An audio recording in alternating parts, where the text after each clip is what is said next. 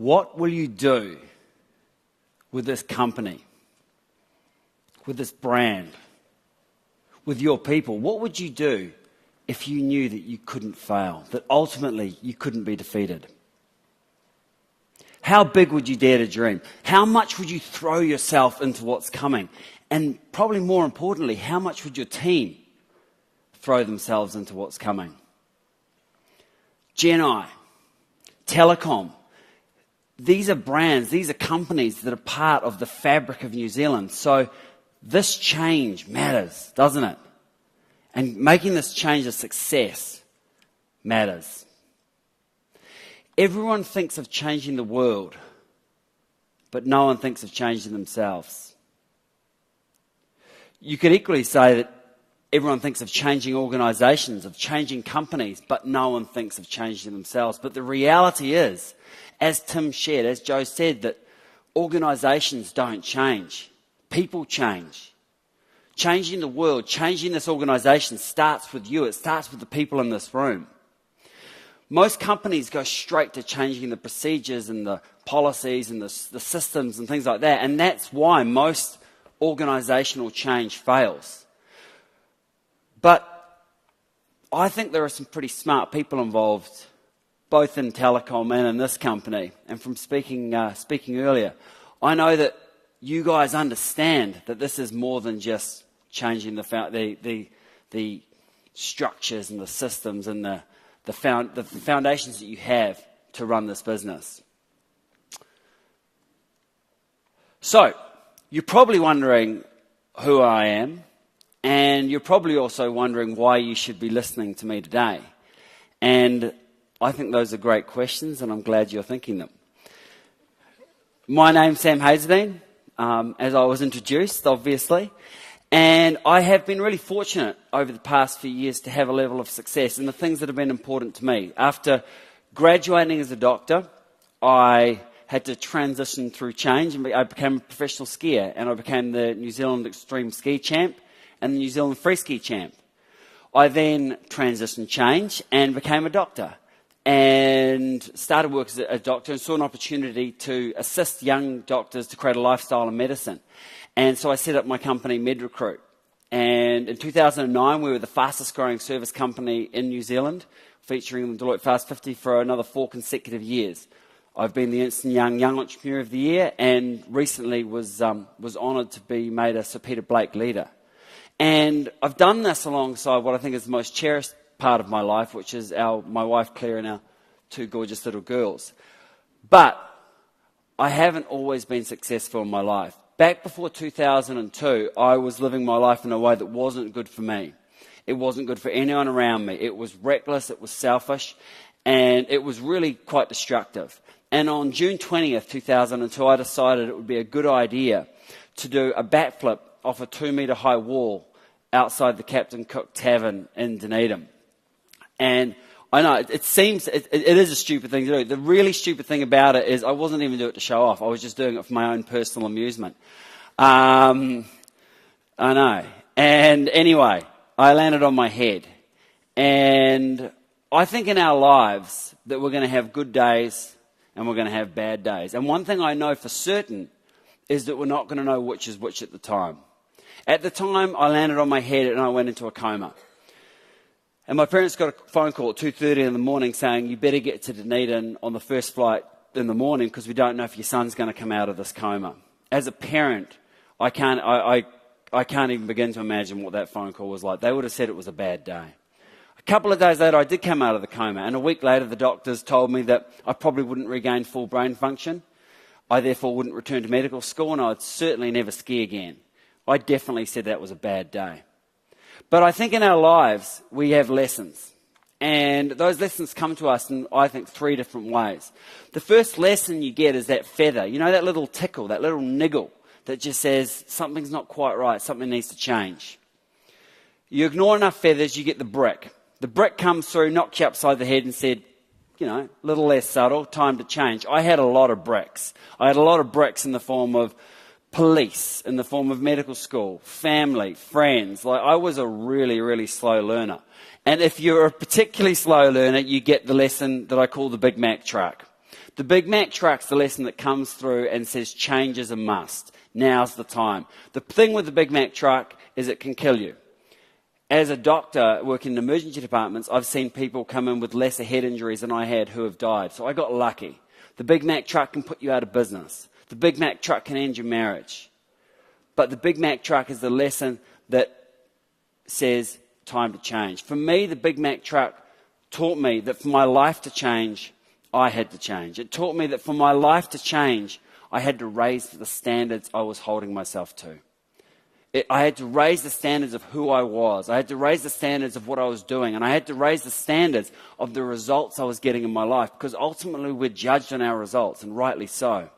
It taught me that for my life to change, to create success in anything that really was important to me, that success lies at the intersection of mindset and action. I realized I needed to get my head in the right place. I needed to get my mindset on track. And it was that shift in mindset that has meant that I've created the good things in my life. Everything dear to me in my life has come since making that decision and making that shift. So before we get into what I want to share today, which is, getting yourself into the mindset of change, I want to share with you why most organizational change fails. The first reason is that most organizational change focuses solely on business outcomes, and it fails to address the people. PricewaterhouseCoopers did a study, and they found that 75% of organizational change fails because of failure to engage the people.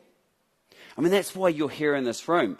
You are part of this. You are the people. You're the people who are being engaged. But what's going to be more important is what you then go and do and how you engage your people, the people who you lead beyond this.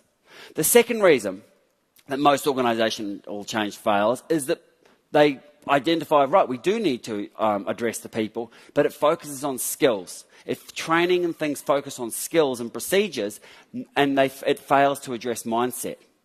But as I've said, success lies at the intersection of mindset and action. It's not just what you do that counts. Because ultimately we're here to deliver results, aren't we? And results come from actions.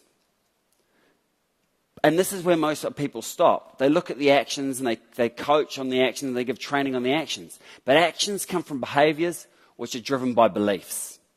Belief drives everything. Belief is going to be what makes this organizational change either a success or a failure. If you want to make this change a success, this transition a success, you need to identify your own beliefs about the change. And you need to identify the beliefs in your team about the change and get those beliefs on board. McKinsey did a study, and they found that when you address belief, you can increase the chances of making organizational change a success by 4 times. So here's how my math goes. PricewaterhouseCoopers found that 75% of change initiatives fail, so that leaves 25%. McKinsey found if you address the mindset factor, you can increase your chances by 4 times. So 4 times 25%, 100% chance of success. What I'm going to share with you is how 100% chance of making this thing a success. If anyone here is particularly good at math, don't correct me on that. My company, MedRecruit, I learned this the hard way through MedRecruit. Because in 2012, I realized that we had failed to innovate, we've failed to move forward. We'd started by leading the charge in terms of helping doctors create a lifestyle in medicine back in 2006. However, pretty quickly everyone else cottoned onto the same thing. And in 2012, I realized that we weren't differentiated in the market at all. Everyone was talking about lifestyle for doctors. And also, our customer base had changed. We'd transitioned from just working with junior doctors to working with senior doctors and specialists and general practitioners. But we were perceived in the market as focusing on the junior doctors. So, we needed to change. We did a whole lot of market research. We created a brand that tested exceedingly highly with all of our target groups. We built a new IT platform that was the quickest in the business. And we launched this whole thing. So we had the great brand, the great IT platform, and sales went down. And so we tried harder, and sales went down. And we were at a point where, we were losing 6 figures a month. And for a company that's owned 100% by me, that really hurts. And I realized that what we'd failed to do is address the mindset in the company. We'd failed to take people on the journey. So what I did is I took people through these 3 steps that I'm going to share today. We identified the people who were on board and we took them on a journey. We identified the people who weren't on board and they went on a journey too. And we pretty much replaced our entire leadership and management team. And we brought in we brought in some new people, but we kept a core group of people who were on board and who were committed. And we turned that whole thing around.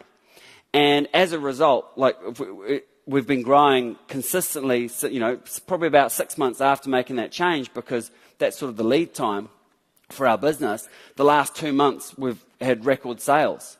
And it's because we had a great brand and a great system, but that wasn't enough. Addressing the mindset was the thing that was the spark that made the difference, that made this thing work.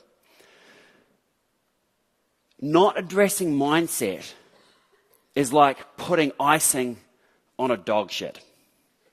It might look like a cake, but when you dig into it, it sure as heck isn't cake. The solution is to make sure you've got a great cake underneath the icing. The solution is to address mindset and develop the mindset first in yourselves and then in your teams, and take your teams on a journey. There are 3 core steps to doing that, I believe. These are real. These are not these are not an academic, different coloured hats version of how you're going to take people on a journey. These are real. They're quite simple, but they're also not easy to do. It takes courageous leadership. I think transitioning any change takes creative and courageous leadership, and that's what I see in this room. So the first foundation.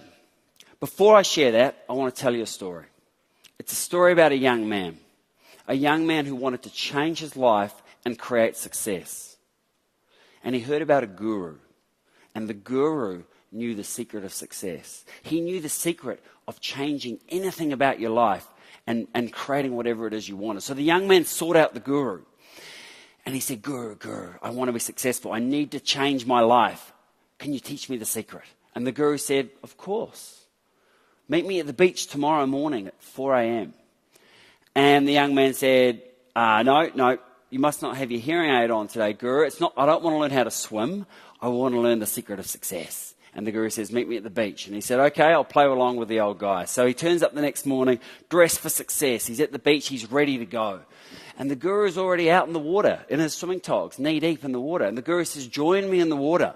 And the young man says, look, I'm kind of dressed for success here. I'm ready for the secret of success. Can you just share it with me and I'll be on my way? And the guru says, join me in the water. So the young man's like, all right, fine. He walks out into the water. He's a bit pissed off because he's wrecking his new shoes. And he's looking at the guru and he's like, right, Guru, would you share with me the secret now? And the guru says, walk with me a little deeper. And the young man's starting to get annoyed. And he's like, look, I'm not here to learn how to be a lifeguard. I want the secret of success. And the guru says, look, you're already in part way. Why not go in the whole way? The young man's like, all right, fine. Play along with the old guy. He's starting to think he's not sure he wants the secret of success from this crazy old guy, but he'll play along. And he walks in deeper. And eventually they're standing chest deep in the water, face to face. And he says, would you share with me the secret of success? And the guru says, of course. And he reaches out and he holds the young man's head and he pushes him under the water. And the young man's like, right, the old man has completely lost his marbles. Now I'll play along, he'll pull me up, I'll get this crazy guy's secret and I'm out of here. 30 seconds go by and he's starting to struggle a bit. He's running out of air. A minute goes by and his lungs are starting to burn. A minute 30 and he's at that point, where your lungs are just burning. He's got the last little bit of energy he possibly has, and he summons it and he splashes out. He hits the guru in the stomach and he pulls his head out of the water and he takes a breath and he is pissed off. And he's looked at the guru and he's like, why? Could you just share with me the frickin' secret of success? And the guru says, of course. When you want this change, when you want success, as much as you needed air in those final moments, that's when you'll be successful. The first foundation for taking your people through this change, for making us a success, is to light the fire, is to get hungry yourself, is to light the fire in yourselves and light the fire in your teams. If you have to turn them on every morning, if you have to motivate them and get them on board with this thing every single day, this thing's not going to work. They need to be hungry. When I started my business, MedRecruit, we were a recruitment company I had no business experience. My previous experience included stealing roses from my grandmother's garden and crushing them up and making perfume and selling it at the bottom of the road. That was my sole business experience. We had very little money. We had no doctors. We had no clients. Do you think that there was competition who had more resources than we did, who had more money than we did, who had more experience and better networks? Pretty much, well, not pretty much, every single one of them did. But I was hungrier. I had the fire lit, and when the fire is lit and the fire is burning, very, very little can stop you. People ask me, okay, how do we do this? How do we light the fire in myself, but in my team as well? And it's really not that difficult. The first part of it is about getting clear on outcomes. About getting clear on what it is, the change that is required. But that's not the most important part. The most important part is getting clear on why those outcomes are a must. Why those outcomes, the why is the most important thing. When the why is strong enough, the how will always reveal itself, I believe. And I'll demonstrate that through an example. Who here's got kids? Okay, if you've got a child, I want you to think of your youngest child. If you don't have a child, think of your partner, or think of best friend, or mum or dad. Think of the most important person in your world. Has everyone got that picture in their head? Yeah, I'm going to assume you do.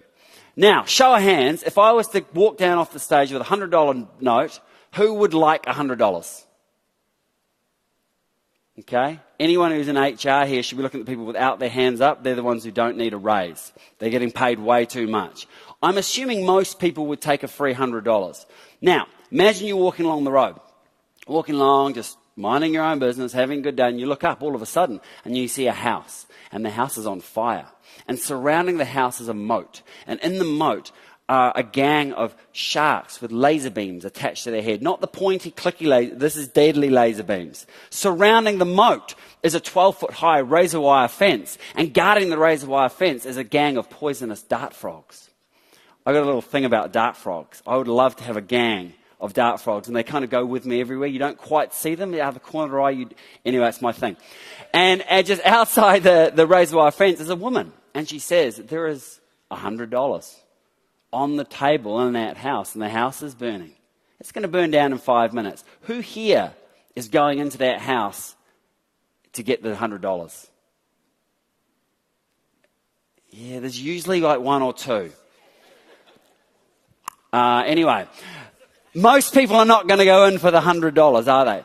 Now, imagine the same thing, walking along the road, look up, there's the house that's burning, moat and the sharks and the laser beams and the razor wire fence and the dart frogs, and there's the woman, and she says, your youngest child is asleep in the bed in that house, and the house is burning, and it's going to burn down in 5 minutes. Now who's going into that house? Every single one of us, aren't we? When the why is strong enough, the how will always reveal itself. To light the fire in yourselves and in your team is get clear. Spend this day and a half getting clear on the why. Getting clear on why this change is a must. And then go and teach that to your teams. Because one person can make a difference. You can make a difference. You can enlist people in your teams, change catalysts who can make a difference. Back in the mid-1950s, there was a belief that the human body physically couldn't run a 4-minute mile, that the human heart would explode if it went at that rate. But in 1956, Roger Bannister ran a mile in 3 minutes and 59 seconds. Couldn't be done, but he did it. 46 days later, John Landy ran a 4-minute mile. The following year, 16 people ran a 4-minute mile. Now people at high school are running 4-minute miles. It only takes one person to show that it's possible. It takes one person to challenge a belief, to create a new belief, to create a new reality, a new status quo, to show that it's possible. Emmitt Smith is an American football player, and he said something I thought was pretty cool. He said, all men are created equal. Some just work harder in pre-season. Lighting the fire is going to determine how hard you work in pre-season. If you turn up and you want to win on the day and you haven't done the work prior, forget about it. The All Blacks didn't win the World Cup by turning up on the day and going, right, now let's get busy. It came from hard work. Lighting the fire is going to create the hard work, is going to drive that hard work. So you do what you need to do, so you turn up on the day ready. Right now, you guys are in pre-season. Lighting the fire is going to determine how hard you work and how hard your team work and how much they get on board to make this change a success. The second foundation to make change a success, to make this work, is that you need to be willing at any moment to sacrifice who you are and what you have for who you need to become and what you want. To effectively transition change, you're going to need to leave some things behind. You're going to need to leave some behaviors, some actions, some beliefs behind. So the question, and I think it's great that you've got these forms, is what do you need to leave behind? What needs to be part of the old status quo, the old Geni, so that you can step forward as Spark Digital? Because the reality is, anytime you say yes to something, you're saying no to something else. And the problem comes when you're saying yes to the old status quo, yes to something that isn't going to help, yes to a belief that is holding you back at the expense of, because you're saying no to the things that are going to move you forward. What's critical in this is that you say yes to the important things, yes to the beliefs, the behaviors, the actions that are going to move this company forward. One of the things that you're going to need to leave behind is the old BS, the old belief systems, the old story. We heard this morning about writing a new chapter, and I think that's such a great metaphor for this. It's not that the old story doesn't exist, it's part of history, but history is behind us. Writing a new story, creating a new belief system, a new belief structure to move us forward. If we want to make this change a success, there are 3 beliefs I believe that must be present for anything to change effectively. This must change, I must change it, and I can change it. And it's critical that the leadership are the ones who absolutely embody this. This must change. This is about getting clear on the why. This is why you light the fire, so that this change becomes a must. I must change it. As leaders, our job is to go first. It's to step forward and to lead by example, because our people will calibrate from our actions. And I can change it. You've made changes in your lives in the past. Your people, the people you lead, have made changes in their lives in the past. Show them that evidence. Show them that they can navigate change. That's our job. That's our job as leaders. Nelson Mandela is someone I've got unbelievable respect for. He spent 30 years incarcerated for his belief systems, for his belief that everyone deserved to be free and equal. And he had the right, when he was released from jail, to come out and be angry and pissed off and wanted to kill every white South African, but he didn't. He gave up that right. He sacrificed those beliefs to come out with freedom and love and forgiveness in his heart, and he went on to create a free South Africa. That's the power of sacrificing what you need to sacrifice so that you can say yes to the important things. What I love about this slide is it's like me and Nelson. Tight. I don't know Nelson Mandela. I've never met him, and I'm not comparing myself to him, just so you know. The reason I got me up there is after the head injury, I had a decision to make. I had to decide if I was going to sacrifice and leave behind some parts of my identity that defined who I was. The drinking, the way I was treating people, the selfishness, the destructive living, the belief that I was going to die before I was 30 because of the way I was living. That was who I was. That was my identity. But I had to leave that identity behind because I had to write a new chapter. If I hadn't decided to write a new chapter, I would have gone back to how I was. You've got that choice to make as well as to whether you're going to... That's part of your history. It's part of what made you who you are. But what is that new chapter going to be? What's that going to look like? As leaders, our job is to create an environment of safety for the people who follow us. There's going to be unbelievable scrutiny in the media. You're going to have every blogger whose only claim to fame is that they manage to negotiate with their parents to get their own room when they're 35, criticizing this change. If your people are worried and spending all their time worried and going, is this really a good change? I don't really know. And they're spending 50% of their emotional and their physical energy worried about keeping themselves safe, it leaves very little to actually focus on what do we need to do to move this thing forward. Your job as leaders is to create that safe environment so that they're not spending all their time worrying about the bloggers, that they'll laugh at the blogs, they'll laugh at the criticism because they feel safe. They understand why this is important. They understand why this is a must and why this is going to take this company forward into the future. That's our job as leaders. Leaders go first. The third foundation to make this change a success is that if it's hard, then you do it hard. You don't expect it to be easy. I love this quote from Lance Armstrong. Pain is temporary. It may last a minute or an hour or a day or a year, but eventually it will subside and something else will take its place. If I quit, however, it lasts forever. That surrender, even the smallest act of giving up, stays with me. So when I feel like quitting, I ask myself, which would I rather live with? As I said, this is not going to necessarily be easy. It's going to be challenging. Lean into it. Leaders lean into that. Most people like it easy. Most people like it comfortable. But this is not going to be comfortable. Some of your people are going to like it comfortable.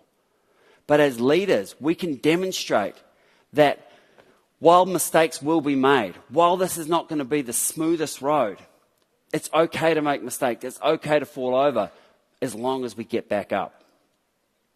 You don't know around which bend in the road success lies, but if you give up, you may not realize that you're one bend away from knocking it out of the park. I teach this to my daughters. My 3-year-old daughter, I teach her the secret of success. That's what it's like to live with me. I say to Zara, what's the secret of success? If you fall over. And she says, you get back up, Daddy. It's as simple as that. It's not about never falling over. It's just about getting up more times than you do fall. You're going to be setting the standard.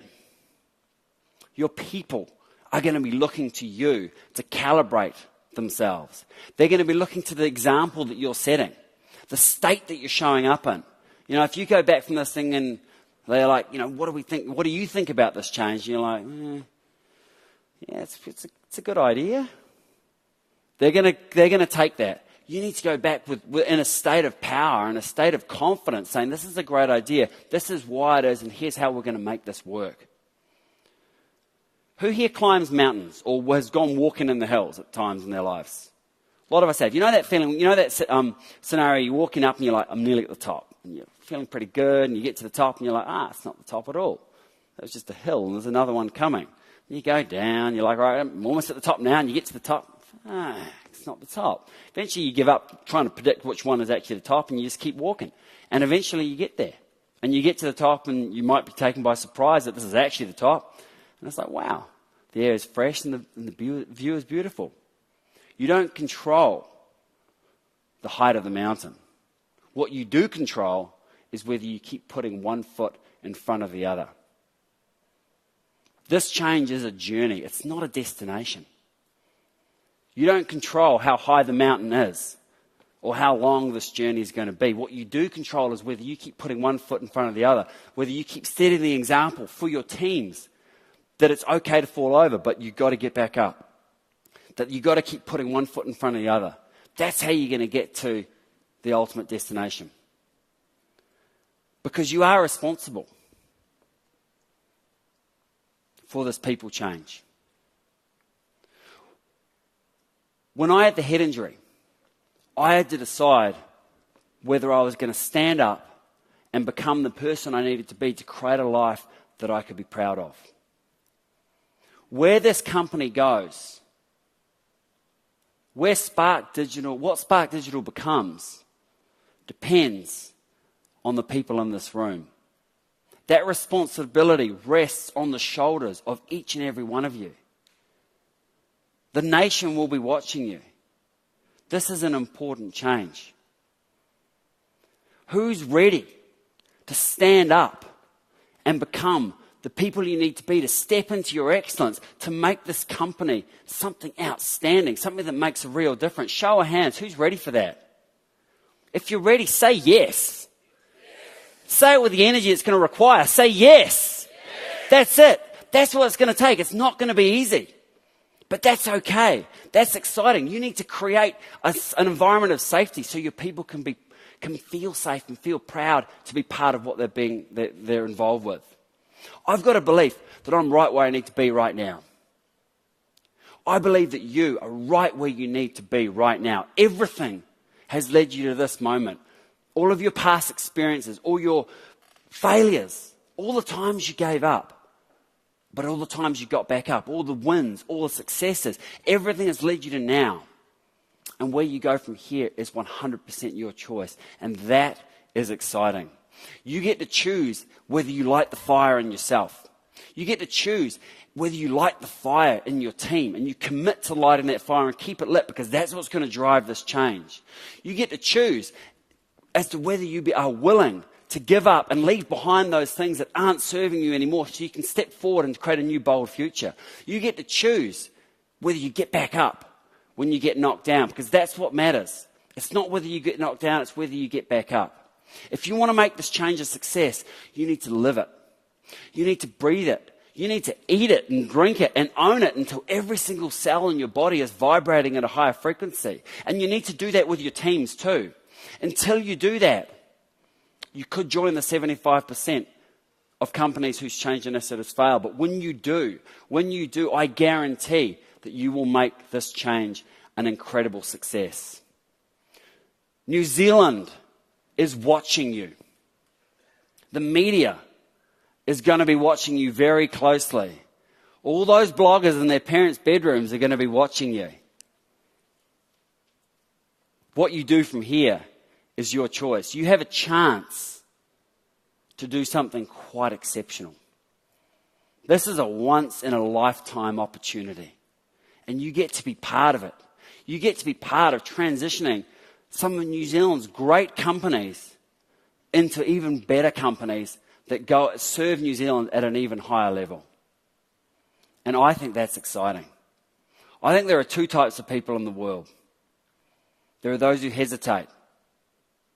And then there are those who say, "Coach, pass me the ball, I'll make the play." I'm looking at a group of leaders here who I think want the ball. I'm looking at a group of people here who are not only committed, but who are going to make this change and do whatever it takes to take themselves and take their people on a journey and create something exceptional. So I'll ask you again, what would you do with this company, with this brand, with your people, if you knew that you couldn't fail? Now go out and do it, because anything is possible. Thank you.